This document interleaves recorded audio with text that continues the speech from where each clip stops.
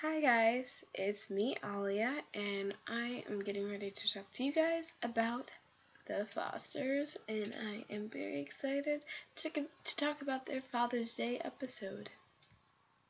So I'm going to tell you guys now that this video is going to be very short.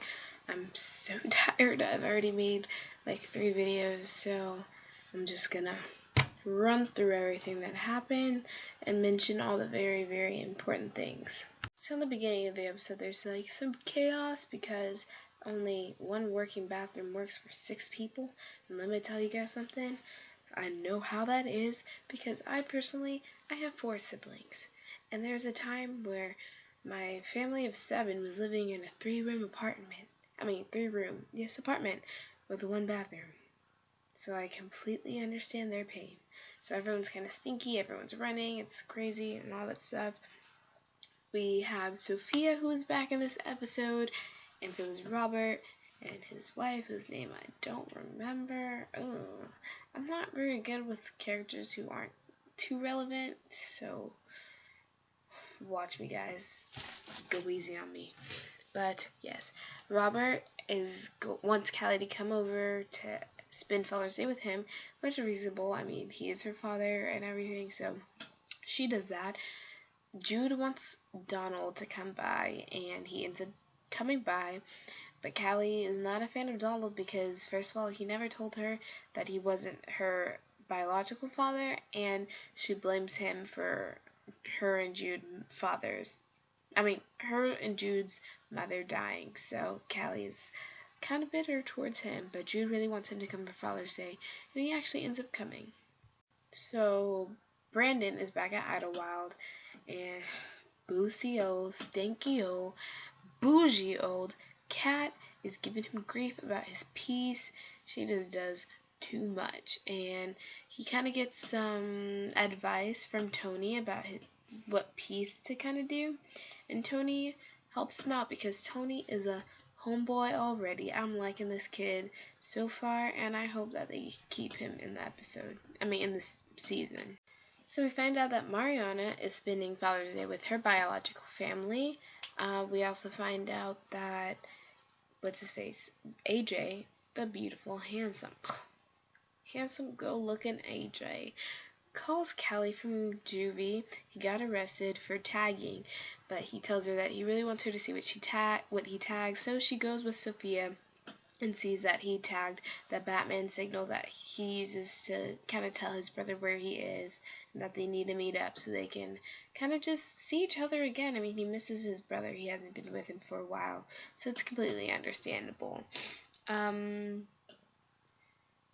Back at Idlewild, there is a party, and Brandon's busy working the piece, but Tony invites him out to the party so he can, calm down and have a little fun. And Tony says that Brandon can stay with him so he doesn't have to drive all the way back home, and Brandon takes him up on his offer. Because commuting is not fun. It's not. So Brandon has a few drinks, and then guess who he sees at the party? Boozy-o, stanky-o, bougie-o Cat. And she's actually having a good time. She's drinking with Brandon. She's talking with him, laughing with him. And they're playing the piano together, and she's like, oh, I'm gonna sleep in tomorrow, and this is gonna be so much fun. You're a great guy, you're a good friend. I don't trust the girl. Don't trust her. She got ulterior motives. Just telling y'all now because she really does. I'm not just saying this because I don't like her. So aside from Idlewild, Callie takes Steph to juvie so they can meet with AJ so they can see what's up with him so she could help him because she's a good person and she still wants to help him even though he caused her to lose her job. So AJ talks to him about his brother, and he thinks that something happened to his brother. He doesn't believe that his brother would just leave him and not say anything. He believes that something is wrong. So Steph says that she will look into it, and she does because Steph is a sweet person. Going right back to Idlewild, we see that Brandon wakes up all frantic the next morning because there's texts from Kat saying, like, where are you? We need to practice now. And he's so confused, and he gets there, and she calls him an amateur because he showed up late. And she's like, what were you doing all night? And I'm like, this trick, go and keep him up all night, and then be like, oh, where were you? where's your peace? And I'm like, girl, please. If this were me, it would be all bad, guys. It'd be bad. I'm not a violent person, but she makes me so angry. So, I don't know, she set Brandon up because she's like, what were you doing all night? Why are you late? Even though she pretty much told him to come in late because she's like, I'm sleeping in tomorrow. Like, what? Were you, like, in a drunk phase? No. Don't like her, y'all. I don't like her. So, in this episode, Steph, we know she's kind of working things out for AJ, and she really wants to get him a good foster home. And what she does is she suggests to Mike that he should foster AJ, and Mike actually considers it. And I'm pretty sure he's gonna go through with it, which is kind of cool. I mean, Mike deserves to have someone else in his life. I mean, Brandon is predominantly with his moms, and Mike is pretty much alone, so it's going to be good to have a kid that he can influence and help out and keep out of trouble. So Mariana, she was invited to spend Father's Day with her biological family, but she's very nervous because they are very uneasy towards Anna because of all the drug and abuse and everything like that. So Mariana thinks that what they think about her is going to reflect onto Mariana, and she's very nervous. She won't go inside, and Anna sees her outside. They end up talking a little bit. Mariana tells Anna about how she slept with Wyatt instead of her boyfriend Matt, and she feels like a slut because of what she did, and I feel like she was in pain and everything. She didn't mean for it to happen, but it did.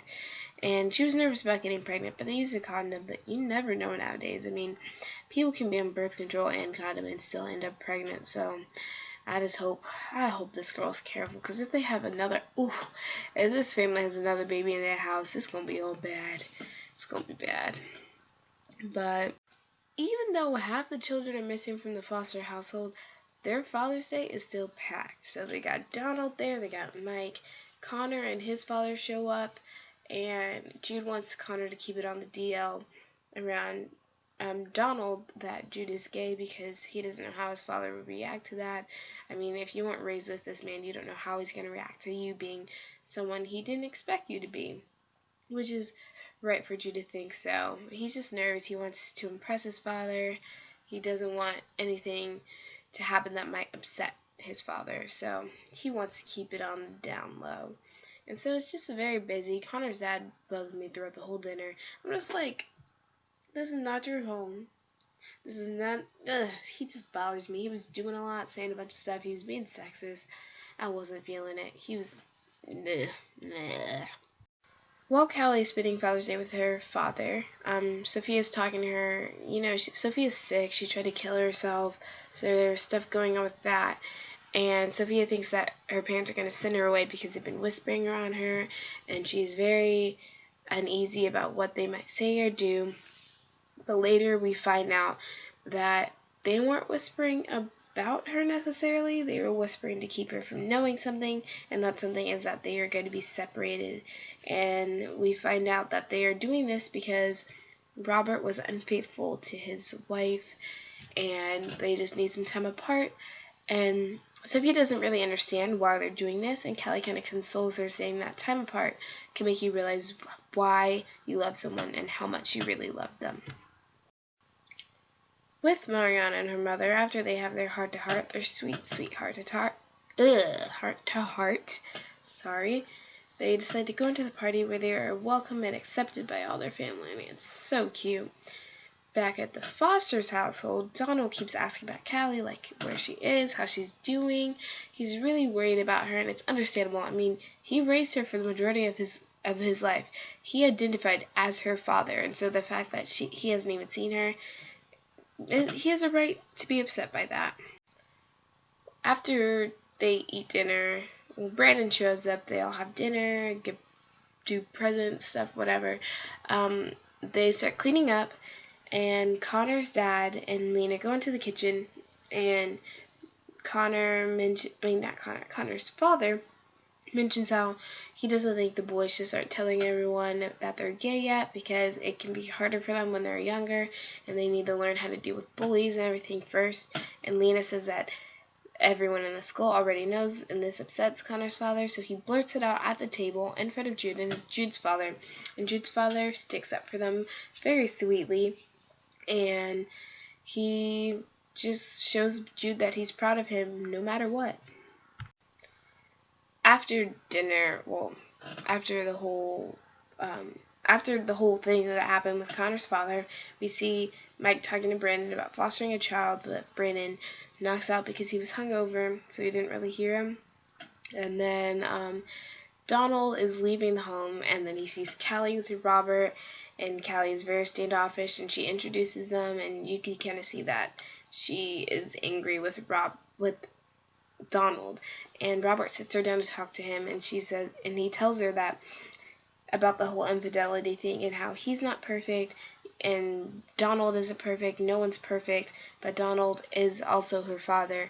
So she ends up running after Donald and giving him a hug and showing him how appreciative she is of him, which is really sweet and good on Robert's part, because we know how much he loves Callie and how much he wants to be in Callie's life, and the fact that he's willing to include all these other parents that she has. I think it's sweet. When Callie comes back, we find out that Mike has decided to foster AJ, and we know that Mike really feels for him because AJ's mother is mentally ill, his father, I think he said, died, and then his grandmother has Alzheimer's, so she's sick and she can't take care of him. And so Mike wants to adopt this kid so he could do some good for him. And they tell Callie because Mike isn't able to get his foster license for a few weeks, so AJ has to stay with the fosters. And this is going to be some difficult stuff because AJ caused Callie to lose her job, so we don't know how the fosters will react if they discover this discovery. So that sums up the episode, guys. AJ's trying to figure out where his dad is. What am I saying? Not his dad, his brother. AJ's trying to figure out where his brother is, what's going on with him, and he's going to be moving with a foster, so that's going to be something. So, yeah, guys, that's my video. I hope you guys enjoyed it. I'm sorry, I know I'm all over the place. I'm like talking. Ugh, I'm everywhere, but I will be more on point in my next video, I promise you. I hope you guys enjoyed it. Thumbs up, subscribe, check out my Twitter. Yeah, guys, have a good week. I'll see you next time. Bye.